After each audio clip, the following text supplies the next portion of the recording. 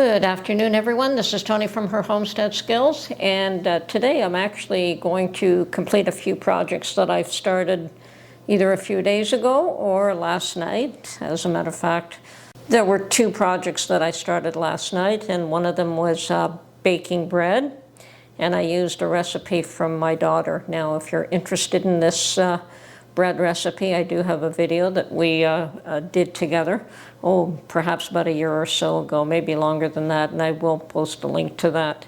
And it's probably one of the easiest breads that you could ever make.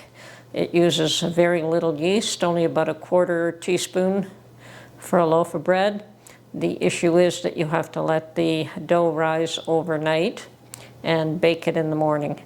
So, which is fine, and there's no kneading, no labor-intensive work involved at all. It is a perfect recipe if you don't want to use, say, your mixer, or you don't want to knead, and you could make, all you need is your Dutch oven. So you could make this just about anywhere as long as you have a Dutch oven. And it looks like a sourdough loaf, but it's not a sourdough loaf. It is more like the traditional Italian bread that we use. So it is a very nice, very tasty bread, very crispy on the outside and very tender on the inside. So anyway, completing that project this morning. And the other thing, of course, that I did start yesterday and wanted to complete today is some more chicken stock, naturally. I mean, I make chicken stock almost once a week, almost. It seems like a batch of chicken stock, I could make about 9 pint jars, 9 to 10 pint jars. And so just over a week, every week for the winter months to satisfy Mark's desire for having a cup of chicken stock in the morning. So he doesn't eat breakfast very often, but he wants his coffee, his chicken stock, and a glass of water, so he really fills up on the liquids. But that's fine. No harm in that at all. And of course, the third thing is something that I didn't start yesterday, but I did start a few days ago, and that is finishing my skirt, or as much as I can finish it. I hemmed it this morning. I hand-hemmed it. I have done almost all the work on it. I have yet to add the zipper because I have yet to go out and buy a zipper. Now, I was planning to go out yesterday, but we had a lot of snow, and I decided that I do not want to drive in a lot of snow. That's usually when I have problems, even if I have good tires. So I will try and get this video edited and posted and then get out and buy 2 zippers. I do plan to make a second skirt, hopefully with a little tighter waistband, and hopefully work on getting rid of some of this issue that I have around my middle. I think it's unsightly for me because I'm very thin anyway, and that's just the only place that I'm thick, but such is, it's par for the course, I think, as you get older. I'm not a teenager anymore, I know that. So, but I'm hoping to make 2 skirts, and I'll make one just a fraction smaller, and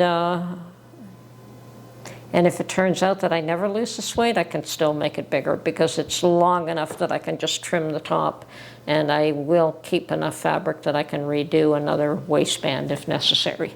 There's plenty of fabric. And I've already cut out the material that I need for the liner, so I've got fabric for enough fabric for liners for 2 skirts. I've got enough fabric for the fabric itself for both skirts. So I just need to go out and get 2 zippers. And fortunately for me, I have all the other things I need, like needles and threads and sewing machine and all of that. So none of that cost me anything. So far, the fabric has cost me $10. And the lining fabric was $5. So far, it has cost me $15 to make, well, so far I've only made 1 skirt. See how far I get here. But if I do complete 2, they'll probably cost me less than $10 a piece with a zipper, or somewhere in the range of $12 a piece with a zipper. I don't expect that there'll be much more than that. Anyway, yes, today is the day for completing projects. So I'm going to get out and about now that I've done a few things and see if I could find those zippers. Okay, and this morning I baked a loaf of bread following a different recipe, one that I've never done before. It does look like a sourdough loaf, but it is not a sourdough loaf, and I did bake it in a cast iron Dutch oven, so that's why you've got that appearance.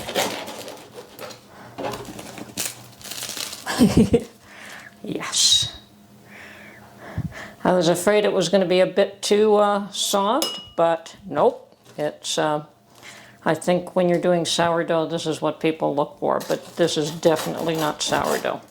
Okay, hopefully I can perfect it a little bit more the next time. This reminds me more of the traditional Italian loaves that we make. And yes, it is a recipe that I had from my daughter. And we made this loaf of bread together quite a while back, and I did videotape it at her home. And this is the first time I've tried to make it. I think mine, the dough was a bit moist, but the bread turned out fine.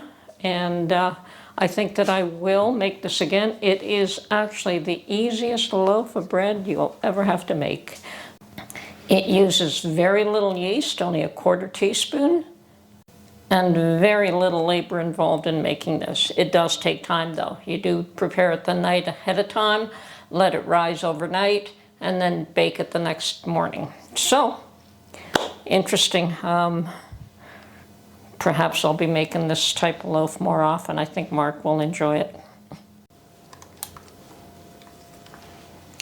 Okay, well here is my skirt, just about completed, not quite, and against my better judgment, I thought I'd model it. I no longer disappear when I turn sideways, that's for sure. It's all completed except for the zipper, of course, and the waistline has been mostly just basted. The outside is done, but the inside has been turned and basted. So once the zipper's in, I can finish this and cut off the excess. It has been hemmed, hand done. The edges are all zigzagged, and to prevent more fraying, this material certainly does fray. And it is fully lined, so it is comfortable. And of course the other chore, other than hemming skirts and bread making, the other thing I did was make some more chicken stock. Have to keep up with the chicken stock requirements here. And I have somewhat strained it, mostly strained it. I strained the big chunks out. So now I will strain it while I'm putting it in jars. And yes, I don't worry about the fat. I'm putting these in the refrigerator these days. I no longer can them just because Mark goes through them so much and so quickly.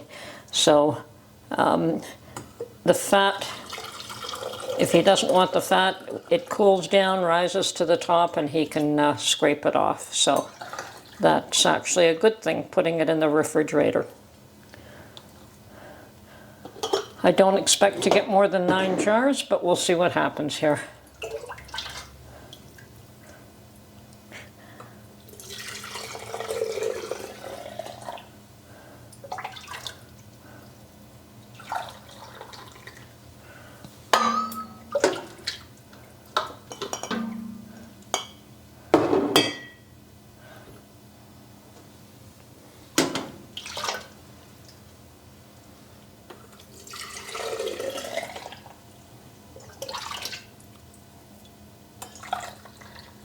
And of course, this is just to ensure that we don't leave any bones in there. Can't have him choking on any little small bones. So yes, I do use an extra strainer here.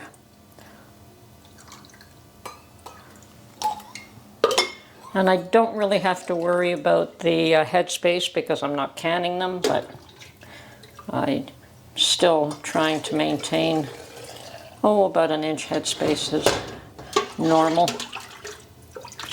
3/4 of an inch, an inch.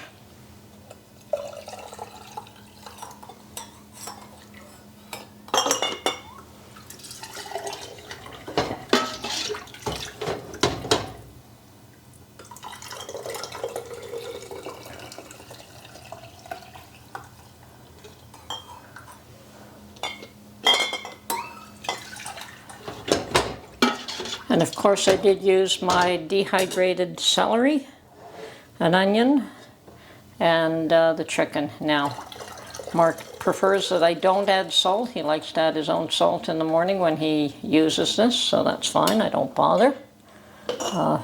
Make it as simply as I can. And it looks like I'm easily going to get 9 jars.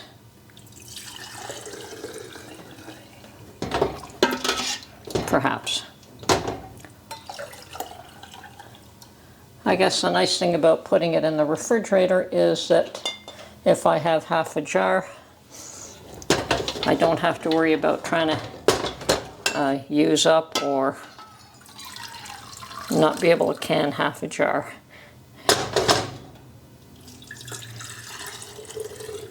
And that's what I thought. I have half there. So I've got 8 full ones and 1/2 jar. And of course this is when your plastic lids really come in handy. I really like these. Rather than the 2-piece metal lids, I just use the plastic ones when putting them in the refrigerator.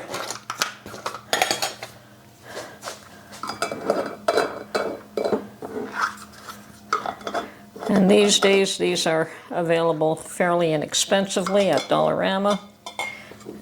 I think they're like $3 for a pack of 6 or $2, I can't remember. But I've bought quite a number of them. Unfortunately, they don't have the wide mouth. Always a little longer to get the wide mouth anything in stock there. Okay, 3 more.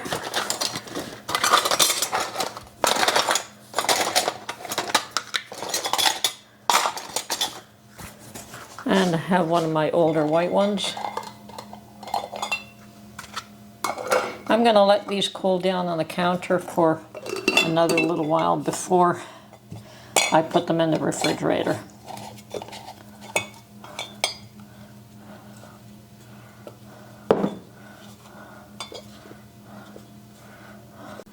Okay, there we have it. Another batch of chicken stock done for the week. I'm glad I no longer can these. It certainly is been quite the chore to try and can them consistently week after week after week. So, and this seems to work out really nicely for the both of us. This is Tony from Her Homestead Skills. Hope you enjoyed my activities for the day, and we will catch you on the next one. Bye for now.